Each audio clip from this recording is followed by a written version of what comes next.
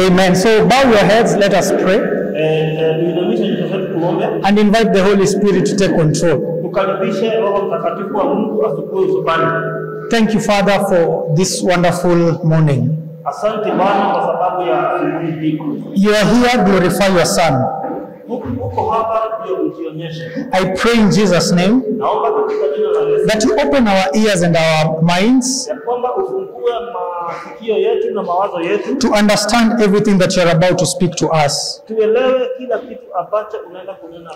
And dear Lord, as we are before your people, use us, Lord, take control, and use us as your vessels of honor. We say thank you. In Jesus' name we pray. Amen. Amen. I want to give you a story of one pastor. And this pastor one day called people in his church and he asked them, is anyone here that has never had a conflict between he and his wife?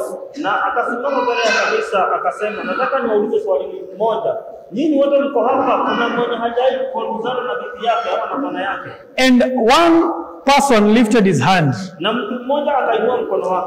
he asked the person, can you come and tell us what is it that is different about you from the rest of us?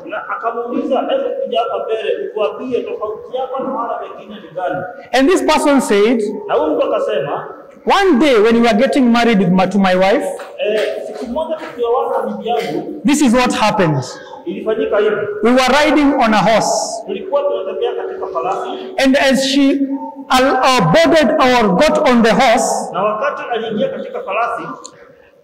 my wife kicked the horse the first time, and the horse did not move. She kicked a second time, and the horse did not move. So she said to the horse, this is the last warning. And she kicked another time, and the horse did not move. So the lady got off the horse, and she went in front of the horse, took a gun, and shot the horse dead. And the woman looked at the husband, and the husband asked, why did you shoot the horse? And the wife said, that is number one. Okay, you will catch the joke later. Because the woman was meaning, if I go to the second and the third time, I'll just shoot you also.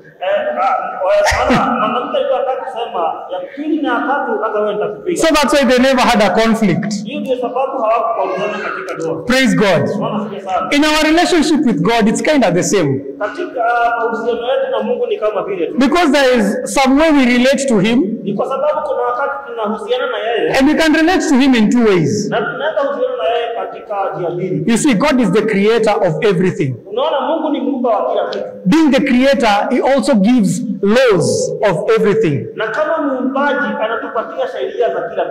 And also we can relate to Him as the lawgiver,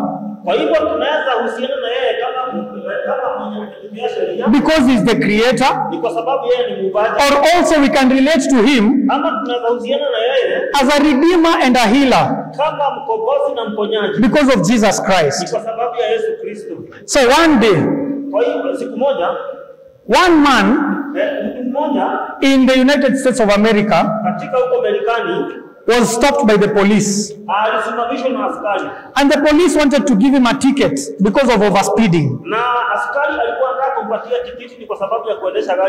So this man got off the vehicle and he stood to look at the police. Just when the police turned his face to write the ticket, this man got into the vehicle and he ran away. So the police were chasing after him. And it happened that they got to the man man. Wakamshika yule mtu. So he stopped. Kwa hivyo akasimama. When he stopped, Wakati alisimama, he jumped into a fence. akaruka juu ya ukuta. It just happened that he jumped into a women's prison. Na kwa hivyo akaruka katika gereza la wanawake. So when God wants to arrest us, Kwa hivyo wakati Mungu anataka kutushika, most times using his spirit, wakati anatumia Roho wake Mtakatifu, many of us run away from him. watu wengi tunamkimbia, But we end up in captivity much worse than the one that was before. lakini tunajipata ya kwamba tumeingia katika utumwa zaidi ya mwenye tulikuwa. This man just got into the prison by himself. Huyu jamaa alijipata katika jela yeye. So the correct response, Kwa hivyo katika hali ya kurudisha, when God wants to arrest you, wakati Mungu anataka kukushika, just like he wants to arrest us this morning, kama vile anataka kukushika asubuhi ya the correct response is always to repent. vile tunavyofaa kufanya ama njia nzuri ni kwenda kutubu. Praise God. Bwana asifiwe sana. So the topic of today Kwa hivyo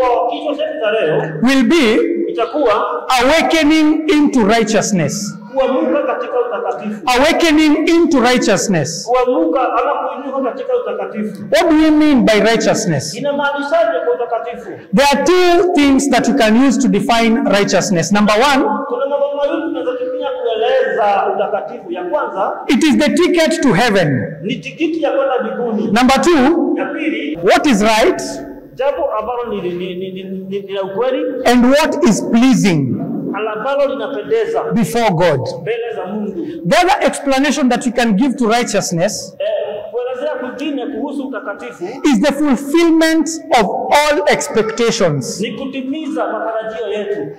Of all expectations. Kutimiza matarajio yetu. It can be expectations between a man and a wife, Inaweza kuwa ni matarajio kati ya mume na mke, expectations between employer and employees, matarajio katika ya mwajiri na mwajiriwa, expectations between a ruler and the citizens, matarajio kuhusu viongozi na wananchi. So anytime you meet the expectations, you are doing what is righteous. Wakati wote unapokutana na matarajio unafanya ambalo ni mtakatifu. The Bible says in Hebrews chapter 12 verse 14. Wahibrania 12 mstari wa 14. It will be the baseline for the sermon of today. Hiyo ndio tunatumia katika ujumbe wa leo. The Bible says, Biblia inasema, follow peace with men, fuata amani na watu, and holiness. na utakatifu. And that word holiness is what I want us to underline because it speaks of righteousness. And holiness, Na hiyo neno utakatifu tunataka kupiga mstari, without which no man shall see the Lord. ambapo bila hiyo hakuna mtu ataweza kuona Mungu. So without righteousness, no man can see God, and that's why we have said it's the ticket into heaven.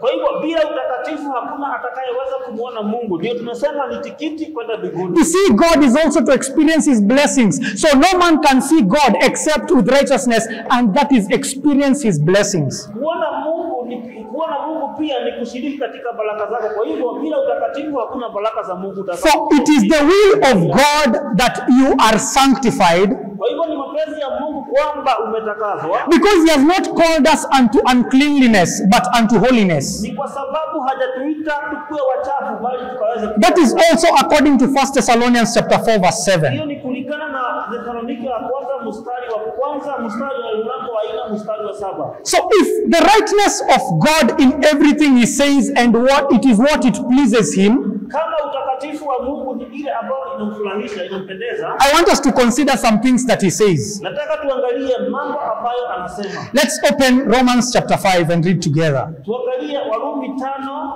na tusome pamoja. Verse 17. Romans chapter 5 verse 17. Warumi 5 mstari wa 17. I want us to read together. When you get there, say amen. Nataka tusome pamoja. Ukifika hapo sema amen. When you get there, say amen. Ukifika pale useme amen. Okay, amen. Yeah. The Bible says, Biblia inasema, for if by one man's offense death reigned by one, kwa maana ikiwa kwa kosa mtu mmoja mauti ilitawala kwa sababu ya yule mmoja, much more they which receive abundance of grace and the gift of righteousness shall reign in life by one, Jesus Christ. zaidi sana wao wapokeao wingi wa neema na kile kipawa cha haki watatawala katika uzima kwa yule mmoja Yesu Kristo. So it is right before God that you reign in this life. Kwa hivyo inapendeza mbele ya Mungu ya kwamba utawale katika utakatifu. That is called righteousness. Hiyo inaitwa utakatifu. And that is a blessing that we experience from God. Na hiyo ni baraka ambayo unapata kutoka kwa Mungu. And I want us to ask ourselves, na nataka tujiulize, so if a person is constantly defeated by sin and addictions, is that person reigning? Kama mtu ameshindwa na dhambi na kuzoea, huyo mtu kweli anatawala? If a person is frequently feeling unloved, ukimwangalia they feel that they are unloved, they are unworthy, they are distant from God, is that person reigning in this life?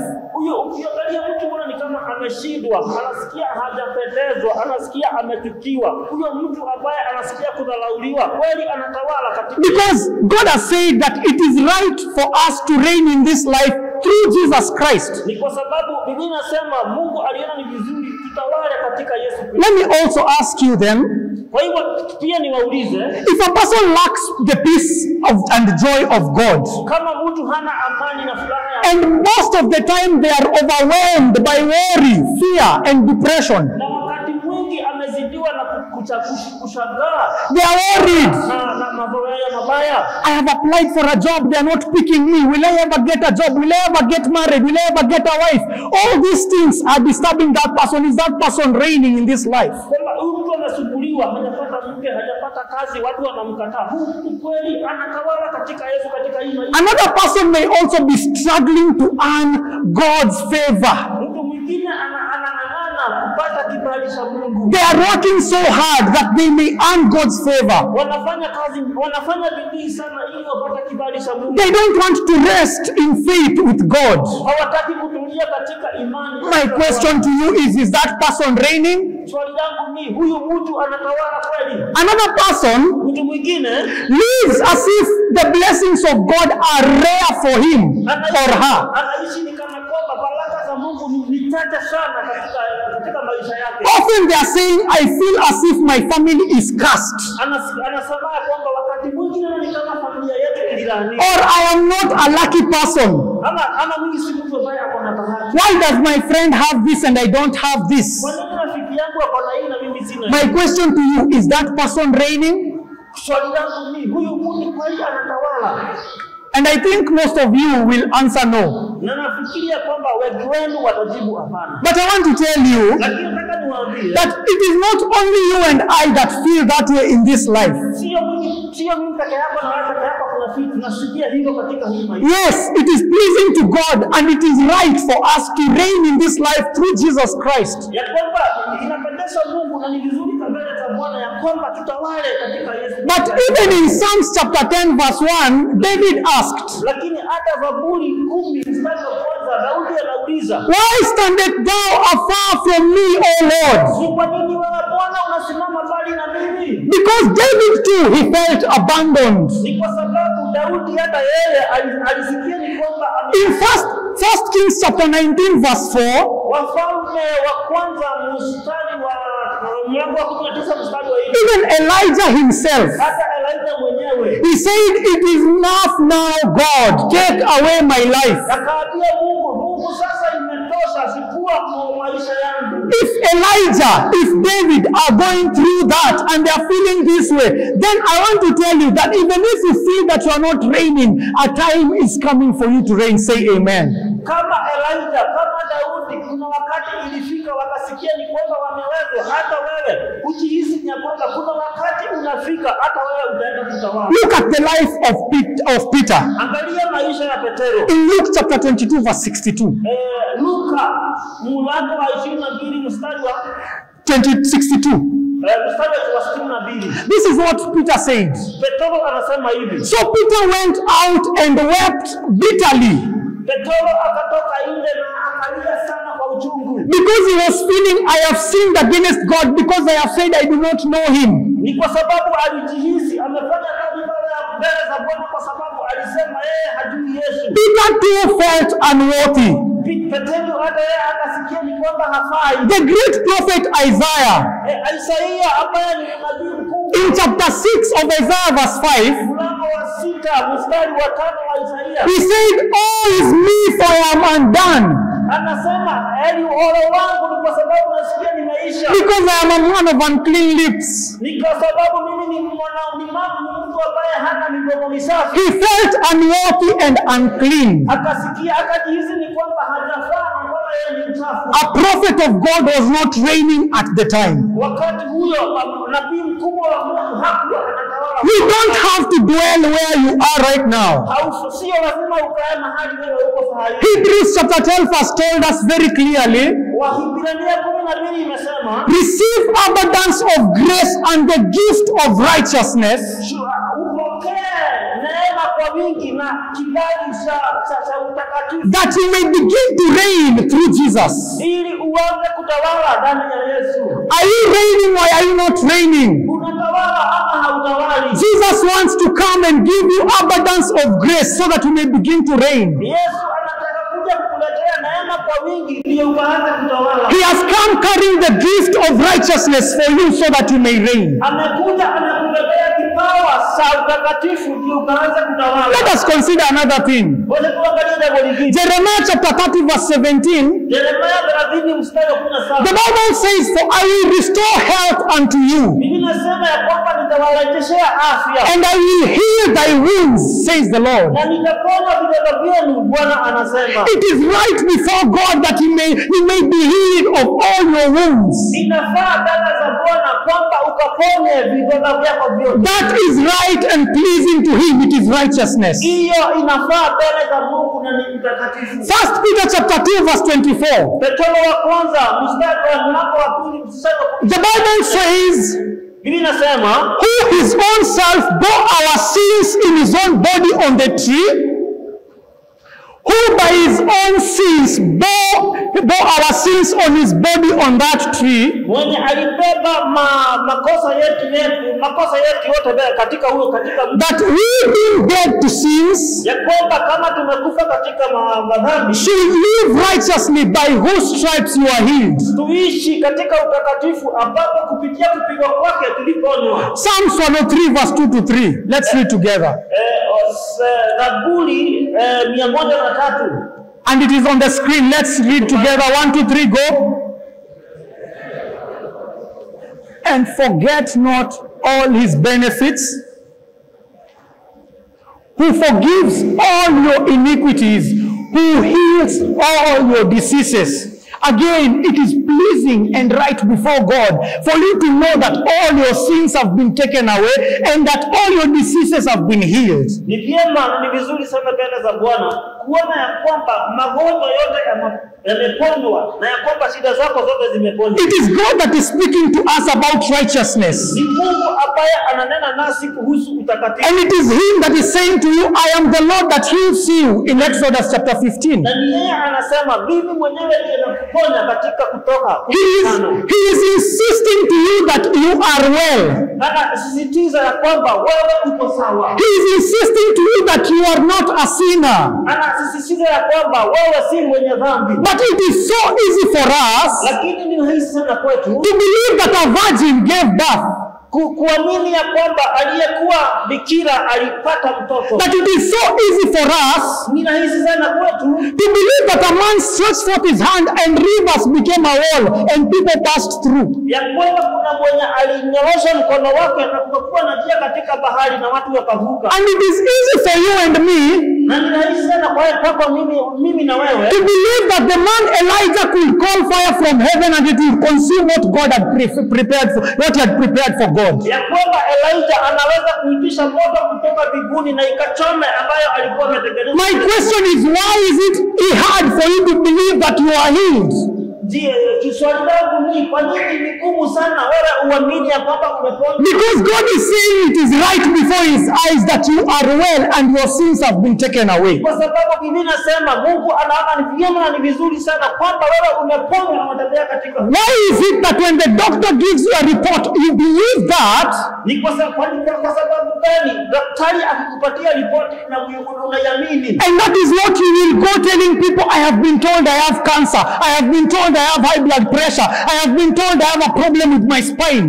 Na ndiko unaenda ukiambia watu, ukielezea watu, nimeambiwa niko na kansa, nimeambiwa kwamba pressure iko juu, nimeambiwa kwanza niko na ugonjwa huu. I have been told you cannot get a child. Nimeambiwa kwamba siwezi pata mtoto. It is so easy for you to believe that a virgin gave birth. Ni rahisi sana kuamini ya kwamba bikira alipata mtoto. But you are not believing that God is saying, I am the Lord that heals you and that I have made you well. Lakini hauamini kwamba Mungu mwenyewe ndiye amesema na amenena na amesema amekuponya na amekufanya pia. And that is what is called righteousness. Na hiyo ndio inaitwa utakatifu. That you take the word of God and you move with it as it is. Kwamba uchukue neno la Bwana na utembee na hilo neno kama vile lilivyo. God wants to heal your broken heart. Mungu anataka kuponya roho yako ambayo imevunjika. He wants to bind your wounds. Anataka kufunga vidonda vyako. And it is righteousness for you to take him at his word. Na ni utakatifu kuchukua Mungu kama vile amenena na neno lake. Just believe it as you believe that there is someone who called fire from heaven. Uamini kama vile uliamini kuna jamaa aliitisha moto kutoka mbinguni. And when you believe it, just say it like Mary.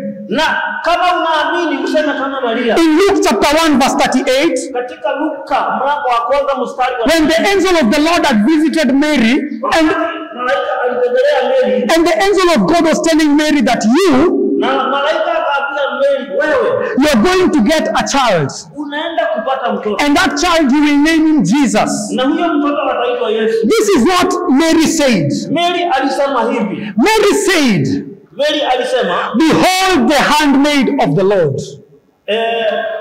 Mariamu akasema, tazama mimi ni mjakazi wa Bwana. Be it unto me according to thy word. Na iwe kwangu kama ulivyosema. And the Bible says the angel departed from her. Na Biblia inasema malaika akaondoka. The angel waited for her to accept that this word I have said to you, you are believing it. Malaika alikojea Maria aamini kwamba maneno niliyoyasema ni ya ukweli. If you want to believe the report of the doctor, kama unataka kuamini ripoti ya daktari, choose to believe today the report of God.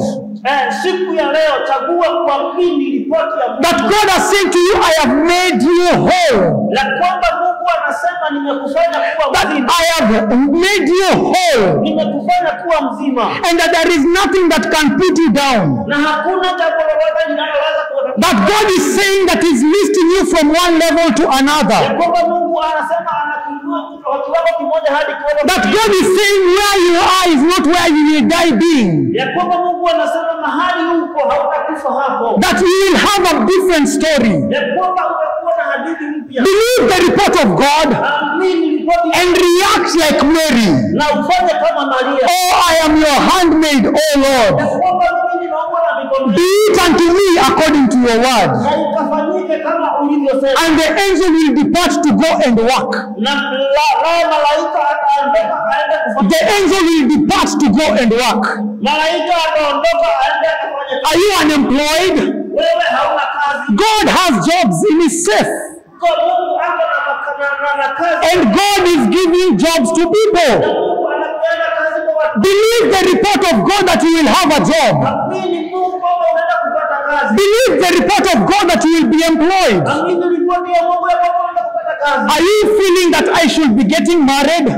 Unajihisi ni kwamba nafaa kuwa na. Believe the report of God and know that God is bringing someone for you. Amini ripoti ya Mungu ni kwamba Mungu analeta mtu ni kwa. React like Mary, I am your handmaid, let it be according to your word. Fanya kama Mary vile alisema mimi ni mjakazi wako, fanya kama vile ulivyosema. Praise God. Bwana asifiwe sana. If you understand, let's clap for God. Kama unaelewa, piga mkono. The church has had a conflict for centuries. Kanisa limekuwa na mkwalizano kwa miongo mingi. Because Kwa sababu there have been two things that want to explain how we can get righteousness. kuna mambo mawili ambayo inaeleza vile tunafaa kuwa watakatifu. The Catholic Church and the Pentecostal Church don't understand each other on that.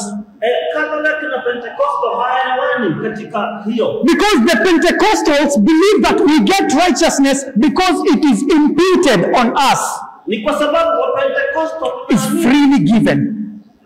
wa Pentecostal tunaamini utakatifu unapewa tu bure. Then the Catholics on the other side, Wakatoliki kwa kupatia ingine, they believe that righteousness is imparted on you.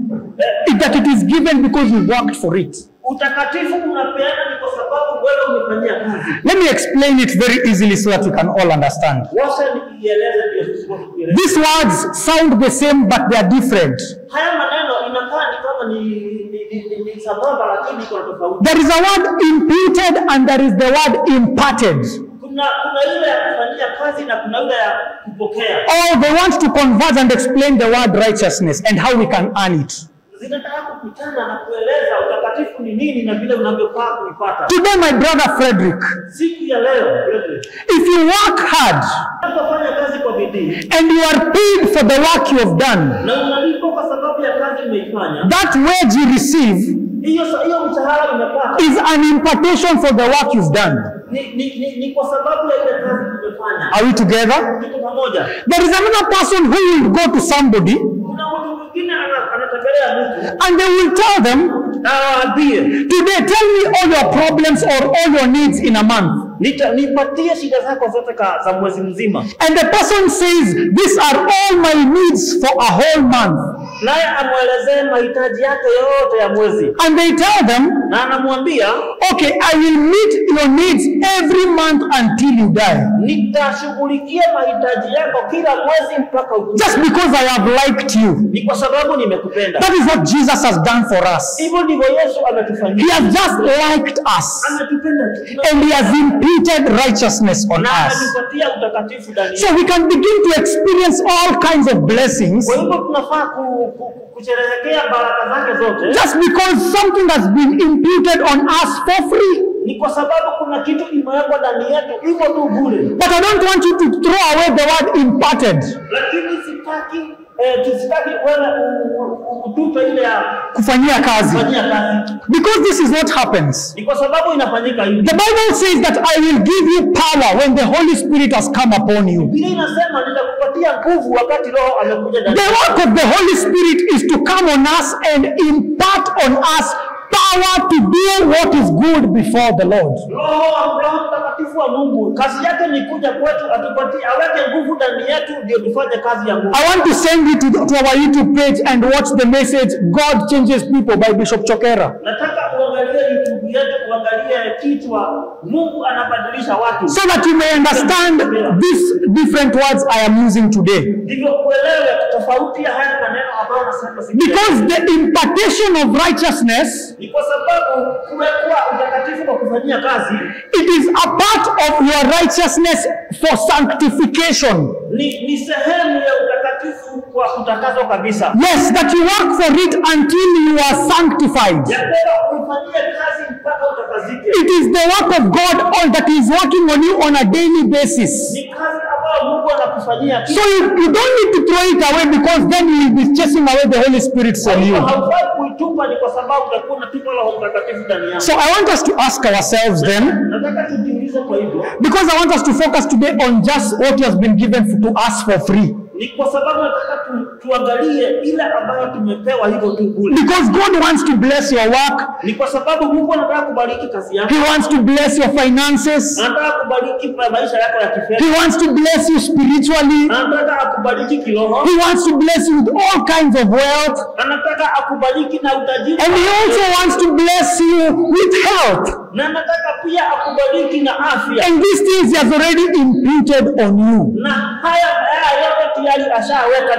Psalms 107 verse 2. Zaburi 107 mstari wa 2. This is what the Bible says. Biblia inasema hivi. Let the redeemed of the Lord say so. Washa waliokombolewa na Bwana waseme hivi. Whom he has redeemed from the hand of the enemy. Ambaye amewakomboa kutoka na mikononi mwa wahalifu. God is imputing his righteousness on you. Mungu anaweka utakatifu wake ndani yetu. So that you may become a witness for him. ndio tuwe washuhuda wake. So it will be righteousness for you to become a witness. Kwa hivyo itakuwa utakatifu kuwa mshuhuda wake. Because it is saying, let the redeemed of the Lord say so. Kwa sababu inasema washa waliokombolewa na Bwana waseme hivi. God is also imputing his righteousness on you. Mungu anaweka utakatifu wake ndani yetu. So that he may keep you because he loves you. Ni kwa sababu akuweke kwa sababu anakupenda. In Isaiah 43 verse 1, don't open it. Isaia 44 mstari wa kwanza. This is what the Bible reminds us. Biblia inakukumbusha hivi. God says, fear not. Mungu anasema usiogope. For I have redeemed you. Kwa sababu nimekukomboa. I have called you by thy name. Nimekuita kwa jina langu. You are mine. Wewe ni wangu. When you say something is yours, Ukisema kitu ni chako. if somebody take it away, Mtu akichukua kwako, the penal code calls it stealing from you. sheria inasema huyu mtu anaiba. So God says that you are mine. Mungu anasema wewe ni wangu. And that is why he is imputing his righteousness on you. Na ndio anaweka utakatifu wake ndani. The third thing for why God is imputing his righteousness on you Jambo la tatu ambalo Mungu anaweka utakatifu wake ndani yako is because he is paying all your sins. ni kwa sababu amelipa makosa yako yote. So that you don't walk feeling condemned. Ni kwa sababu usitembee kama umehukumika. You don't walk insecure. Usitembee ni kama hautalindwa. The Bible says in Mark chapter 10 verse 45, Marko 10 mstari wa 45, the Son of Man did not come to minister to be ministered unto, but to minister, to serve. He did not come to be served, he came to serve. Mwana wa mtu hakuja ndivyo anenewe, bali alikuja ndivyo aweze kunena ama aweze kufanya kazi. And to give his life a ransom for you. Ndivyo akaweza kupeana a ransom that he can pay. He can pay for you your sins. Ndivyo aweze kulipa kwa sababu ya makosa yetu.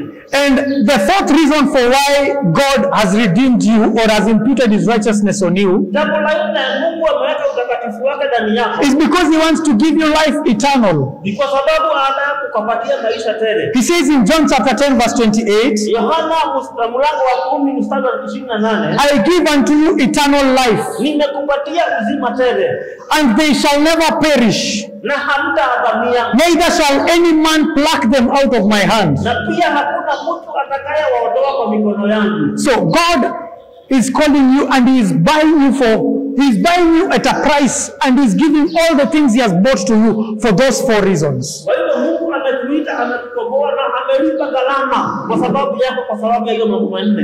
I want us to now ask ourselves then, Nataka sasa tujiulize, if we begin to accept the righteousness that has been imputed on us, kama tutaanza bali utakatifu ambao umewekwa ndani yetu, what will begin to happen? inaanza kufanyika nini? Because there are benefits of accepting the righteousness of God. Ni kwa sababu kuna manufaa ya kukubali utakatifu wa Mungu ndani. And the first benefit you receive Manufaa ya kwanza is that you are restored in your relationship with God. ya kwamba uhusiano wako na Mungu unarejeshwa. And that by itself has many benefits. Na hiyo yenyewe peke yake iko na manufaa mingi sana. If you go throughout the Bible, you will see promises and benefits that he has put for you just because of your relationship with him. Ukipitia Biblia utaona manufaa mingi sana. Utaona Mungu ameahidi mambo mingi sana kwa sababu yako. But quickly I will just go through three important ones to me. Lakini kwa haraka nataka tupitie tatu ambazo ni za maana sana. Number one, Ya kwanza, that he has given you permission to go before his throne. ya kwamba amekupa ruhusa uende mbele ya kiti chake. That is a great blessing. Hiyo ni baraka kubwa sana. The second thing, Ya pili, that he accepts for you to make your requests before him.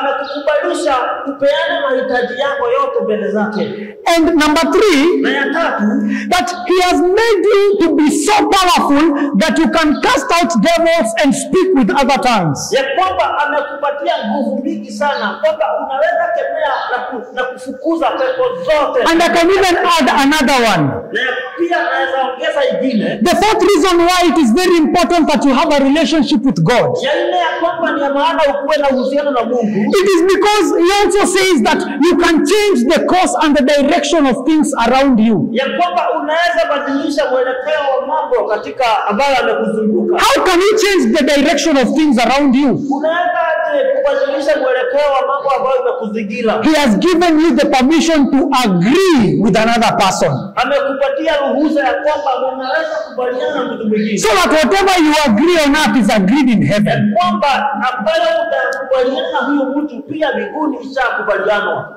There is a person that refused to receive the imputed righteousness. Kuna mtu alikataa kupokea utakatifu wa kweli. And Jesus gave us his example. Na Yesu akatupatia mfano. And this is what happens to that man. Na ilifanyika hivi kwa huyu mtu. And that one I would like us to read together. Na nataka hiyo tusome pamoja. In Luke chapter 16. Luka mlango wa 26. In Luke chapter 16 verse 19 to 31. Luka mlango wa 19 mpaka 31. So I want him to read in Swahili. Nataka nisome kwa Kiswahili. Akasema, palikuwa na mtu mmoja tajiri aliyevaa nguo za rangi ya zambarau na kitani safi na kula siku zote kwa anasa. Na maskini mmoja jina lake Lazaro huwekwa mlangoni pake, ana vidonda vingi. Naye alikuwa akitamani kushibishwa kwa makombo yaliyoanguka katika meza ya yule tajiri. Hata mbwa wakaja wakamlamba vidonda vyake. Ikawa yule maskini alikufa. Yes, I want us now to go slowly. Anza. Hapo ikawa yule maskini alikufa. So the beggar died. Continue. Maskini akachukuliwa na malaika mpaka kifuani kwa Ibrahimu. And was carried by an angel to Abraham's bosom. Number 2. Continue. Yule tajiri naye akafa, akazikwa. The rich man also died. Yule kuzimu aliyainua macho yake. And was buried and taken to hell. Alipokuwa katika mateso, akamwona Ibrahimu kwa mbali. So I want us to hold on there first. So the rich man also died. Huyu tajiri naye pia akafa. And went straight into hell. Na akaenda katika kuzimu. And this is what he begins to say happened in hell. Na anaanza kusema ilifanyika hivi katika kuzimu. The man says he was tormented.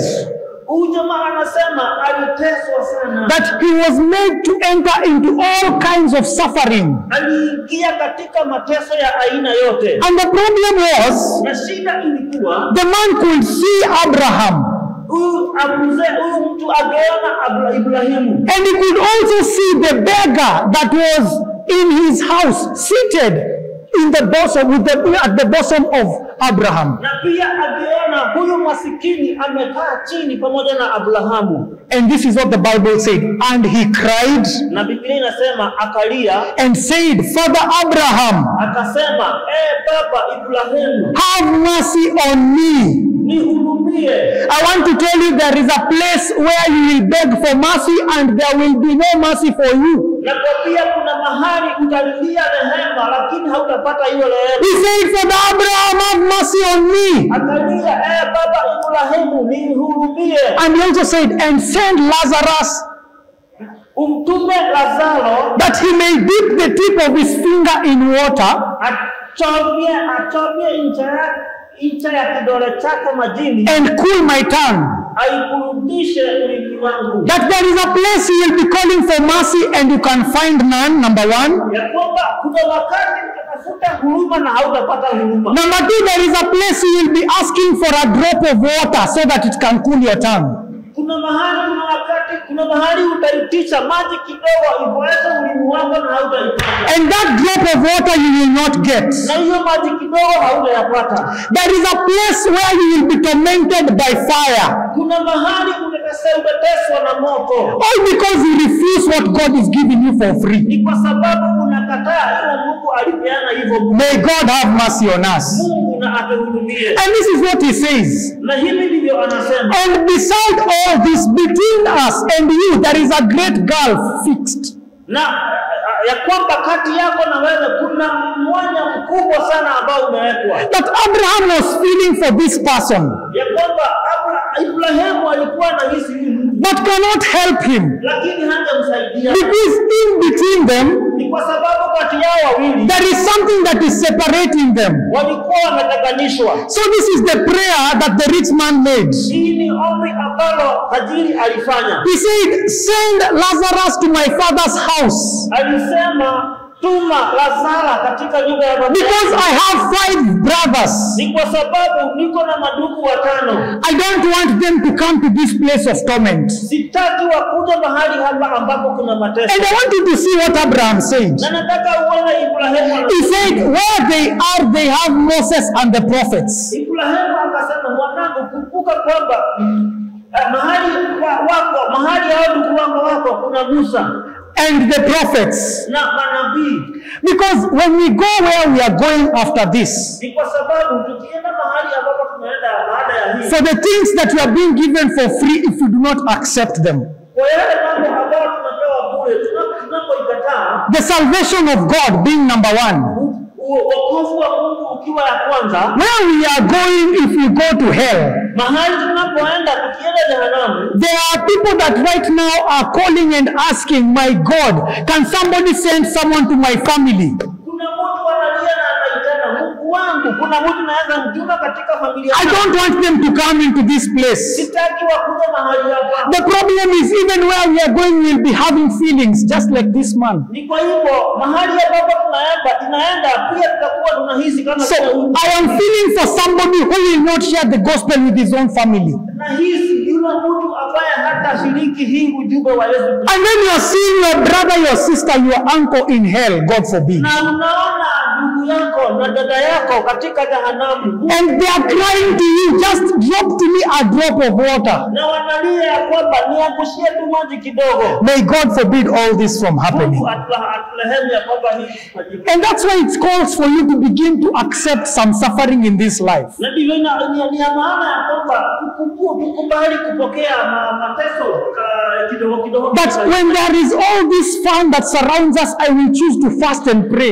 Ya kwamba kama mambo hayaendi mzuri nitachagua But kuomba. when there is all this fun around us, I will choose to fast and pray. Ya kwamba wakati kuna sherehe hizi zote mimi nitachagua kuomba na kufunga. May that be your story in Jesus' name. Wacha hiyo iwe na hadithi yako katika jina la Yesu. That you will be the person that chooses to fast and pray when there is all these good things happening Ya here. kwamba utachagua kufunga na kuomba wakati watu wanasherekea. That you will be the person that trusts God regardless of what you are seeing with your natural Ya eyes. kwamba utachagua kumtafuta Mungu bila kujali ambayo unaona kwa macho yako. That you will let go of the pride of life, that no one can tell you anything, that you have so much and you feel that you cannot even be talked to. You will let go of all that pride. Ya kwamba utakubali kibali na malingo, kiburi na malingo ziende wakati mtu anahisi hataki kuambiwa, hataki kuonyeshwa, je, utakubali hiyo yote ya Yesu. That you will let go of the lust of the eyes. Ya kwamba utakubali yale ambayo macho yanaona, ya kwamba utakubali yaende. You will be content with what God has given you and trust in His timings. Utakubalia, utatosheka na yale ambayo Mungu amekupatia That katika. you will not be a jealous person and an envious person. Ya kwamba hautakuwa mtu wa wivu. That you accept God to just work on you slowly. Ya kwamba utakubali Mungu akufanyie kazi pole The pole. other benefit you receive Manufaa ingine unapata, is that you will have authority in the spiritual realm. utakuwa na Authority is you will have what is authority in Kiswahili? Mamlaka. utakuwa na mamlaka. You will have authority in the spirit realm. Utakuwa na mamlaka katika ulimwengu wa kiroho. Because God is calling you so that you may grow from where you Ni are. kwa sababu Mungu anakuita ukaweza kukua kutoka mahali ulipo. In Ephesians chapter 4 verse 13, the Bible says this. Waefeso 4 mstari wa 13 inasema That till we all come into unity of faith and acknowledge the Son of God and to a perfect man. ya kwamba tushikane pamoja katika Imani. imani. And tujue Yesu Kristo hadi tufanywe kuwa watu perfect. Amen. And to the measure of the stature of fullness of Christ. Na katika kipimo cha ukamilifu wa Yesu Kristo. Because God wants to work on you until you grow. Ni kwa sababu Mungu anataka akufanyie kazi hadi ukamilike. God has given you so much power in the Bible. Mungu amekupatia nguvu nyingi sana katika Biblia. If you begin to read in Ephesians chapter 6 and go read it for yourselves, you will see how much He has blessed you in the spirit realm. Ukienda kusoma Waefeso 6, utaona yale yote Mungu amekuashiria katika ulimwengu. That principalities, powers and rulers of darkness are all under your feet. Ya kwamba wale wote wanatawala ulimwengu, wale ambao ni ulimwengu wa giza, wote wako chini ya miguu yako. I pray that this seed is falling on the right ground so that you can have deep roots and grow. Ya kwamba ninaamini hili neno linaanguka katika ardhi ambayo ni nono, ndio ikaweza kupata kuendelea. Because it is the desire of God that you grow and become a big tree that is giving fruit. Ni kwa sababu Mungu anatamani ya kwamba tukaweze kukua kiasi ya kwamba tutatoa matunda mengi sana. That is why He is giving you all these benefits. Ndivyo anakupatia haya manufaa yote. But He also blesses you so that you can operate in faith backed with power. Ya kwamba anataka akubariki ndio ukaweze kufanya kazi katika imani ambayo iko na nguvu. With faith backed with power, there is nothing that is impossible unto God, and it will be impossible unto you too. Ya kwamba imani ikiwa na nguvu, hakuna jambo lolote ambalo halitawezekana, yote itawezekana. Because the Bible says there is nothing impossible with God. Ni kwa sababu Biblia inasema hakuna jambo ambalo haliwezekani mbele za Mungu. But if you go on believing in your own righteousness, ya kwamba ukiendelea kuamini katika utakatifu wako wewe pekee, you will fail, my friend. Utaanguka, rafiki yangu. Believe in God. Amini katika Bwana. And in the power of His might. Na katika nguvu za uwezo wake. Romans chapter 3 verse 22 says, Warumi 3:22 inasema, but even righteousness we receive it by faith. Hata utakatifu tunautokea kwa imani. So I wonder, kwa hivyo nashangaa, to who does God give all this righteousness? Mungu anapatia nani hii utakatifu wote? And I want to make you know today that it is given to a sinner. Ya kwamba nataka uelewe siku ya leo hii inapeana kwa mwenye dhambi. That God gives it to a sinner for free. Ya kwamba Mungu anaipatiana kwa mwenye dhambi hivyo tu bure. That He looks at you and declares you righteous. Ya kwamba anakuangalia tu hivi anasema wewe ni mtakatifu. Not based on your own record, but based on the record of Jesus Christ. Sio kulingana na rekodi yako, lakini kulingana na rekodi ya Yesu Kristo. But you see, lakini unaona, someone can choose. Mtu anaweza chagua to either accept what is given for free, that is the grace of God, kwamba achukue ambayo inapeana bure, ambayo ni neema ya Mungu, or they can also choose ama achague to work for everything that they are getting, kufanyia kazi chochote ambacho wanapata, and work for it until they are perfect. Aifanyie kazi mpaka akamilike. You see, when you go to heaven, unaona ukienda mbinguni, that day when you'll be standing before God, hiyo siku ambayo utakuwa umesimama mbele za Mungu, and I'm imagining that you will be standing before God and you are giving a report for yourself so that you can now enter. Na najaribu kuangalia kwamba unasimama mbele za Mungu, unapeana ripoti yako ndivyo uweze kuingia. The person that chose to go because of how much they worked, mwenye alichagua kuenda ni kwa sababu wamefanya kazi sana. I want to assure that it will be very hard for them to get into heaven. Nakwambia itakuwa ngumu sana kwa wao kuingia mbinguni. Because you are and you cannot be perfect in this life. Ni kwa sababu hakuna vile unaweza kamilika katika hii. On your own you cannot meet all of God's expectations. Ukiwa peke yako hauwezi kamilisha ile ambayo ni matarajio ya Mungu. But if you choose to live by the law, I want to promise you cannot complete the law. Ukishagua kuishi ndani ya sheria hauwezi kamilisha sheria. But if you choose to live in Christ, lakini ukikubali kuishi katika Yesu, this is what we can say when we get to heaven. Tutasema hivi tukifika mbinguni. There are two people that Jesus spoke of when they for example, if they got to heaven, and this is what Jesus says about them. Yesu alisema hivi kuhusu watu wawili ambao wakienda mbinguni. These two people, hao watu wawili, stood before God. Walisimama mbele za Mungu. And one said, mmoja akasema, "Oh Lord, I am a perfect man. Mungu, mimi ni mtu ambaye ni mkamilifu. I have not sinned. Mimi sijafanya dhambi. I am not like this tax collector." Mimi si kama yule ambaye anapana. And the tax collector on the other side was before God and said unto God, "My God, have mercy on me, I am a sinner." This is what Jesus says about these two people. That one went home justified and the other did not. mmoja alienda nyumbani kama ako huru, mwingine hakuwa. The one that was justified before God Mwenye aliweka huru na Mungu is the person that said to God, God have mercy, I am a sinner. mwenye alisema Mungu nihurumie, mimi ni mwenye dhambi. Your ego will not take you anywhere. Binafsi wako hautakupeleka mahali. It is you humble yourself before God so that you can see him. Ni unyenyekee mbele ya Mungu ndio uweze kumuona. Somebody say amen. Na mtu aseme amen. It is you humble yourself that you see God. Ni unyenyekee mbele za Bwana ndio uweze kumuona. The Bible says to us that the just live by faith. Biblia inatuambia ambao wenye haki wanaishi kwa imani. Just live by faith. Wenye haki wanaishi kwa imani. And I want to read something to you as we read together. Actually, Romans chapter 6 verse 14. Nataka tusome pamoja. Let's read that together. Warumi 6 mstari wa 20 na wa 14. This is what the Bible, it is there on the screen. This is what the Bible says. Biblia inasema, I will read. For sin shall not have dominion over you. Kwa maana read. Kwa maana dhambi haitawatawala nyinyi. For you are not under the law, Kwa sababu hamwi chini ya sheria, but under grace. bali chini ya neema. What then? Shall we sin because we are not under the law, but under grace? Ni nini basi? Tufanye dhambi kwa sababu hatui chini ya sheria, bali chini ya neema. God forbid.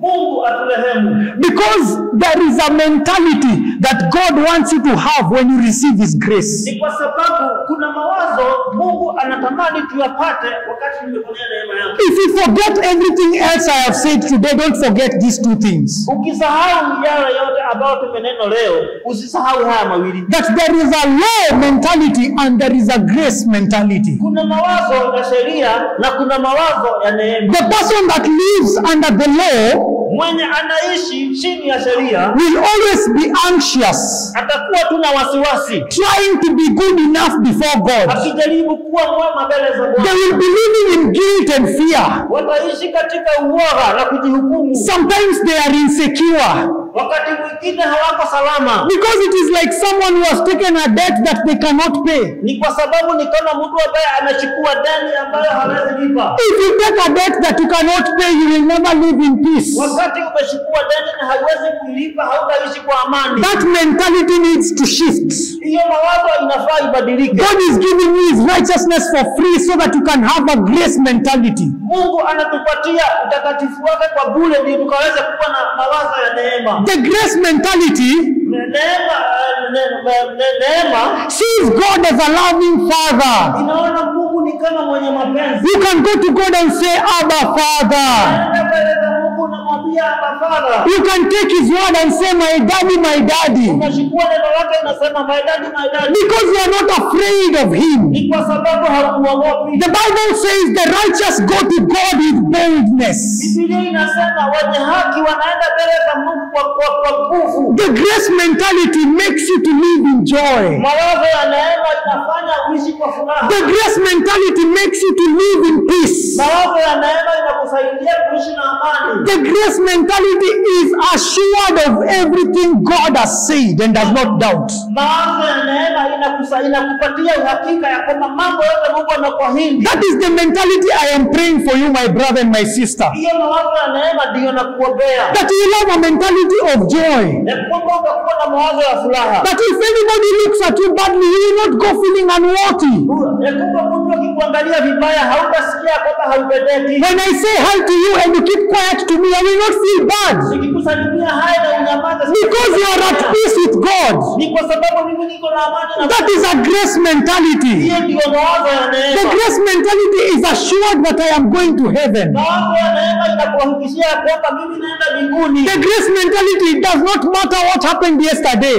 Mawazo ya neema haijalishi tena kulifanyika. Today is a new day. Siku ya leo ni siku mpya. And God has given you another chance. Na ya kwamba Mungu amekupatia nafasi. The grace mentality is assured of the things of God. Mawazo ya neema inakuhakikishia mambo ya Mungu. Also, you see, Pia tena unaona when someone gets born again ya kwamba mtu amezaliwa tena and are living a righteous life, na anaishi maisha ambayo ni kamilifu. then suddenly they are doing some things that are not right before God. ikafanyika kwamba anafanya kwa ghafla mambo ambayo si mazuri. It is not right before God because God hates hypocrisy. Si mazuri mbele ya Mungu ni kwa sababu Mungu hapendi unafiki. Let's not be hypocrites. Ya kwamba tusiwe wanafiki. Let's live worthy of the calling in our lives. Ya kwamba tuishi katika huu mwito ambao tumeitwa. Say amen. Sema amina. Let's live worthy of the calling in our lives. Ya kwamba tuishi kwa yule mwito kwa ukweli wa mwito ambao tuliitwa. So the grace mentality kwa hivyo mawazo ya neema shifts inabadilisha from law to grace. Kutoka sheria hadi kwa neema. You shift your mind unabadilisha maisha yako from God's holiness to God's love. Kutoka kwa utakatifu wa Mungu tu upendo wa Mungu. You shift your mind from God's holiness to love. Unabadilisha mawazo yako kutoka utakatifu wa Mungu hadi kwa upendo. You shift your mind from earning everything to God and just receiving it from God. Ubadilisha mawazo yako kutoka kupokea kila kitu kwa Mungu na kufanyia kazi. Kufanyia kazi vitu lakini uende katika kupokea. Then you shift your mind from hopeless efforts. Ya kwamba unabadilisha mawazo yako kutokuwa na imani to just being confident and trusting God. Na uingie katika kuwa na nguvu na ujasiri katika Mungu. The game that we are in as we are going to heaven is like this. The game that we are in as we are going to heaven is like this. Hii mchezo wa kwenda mbinguni ni kama hivi. That there is a game you can play and you are sure this game I am not going to win.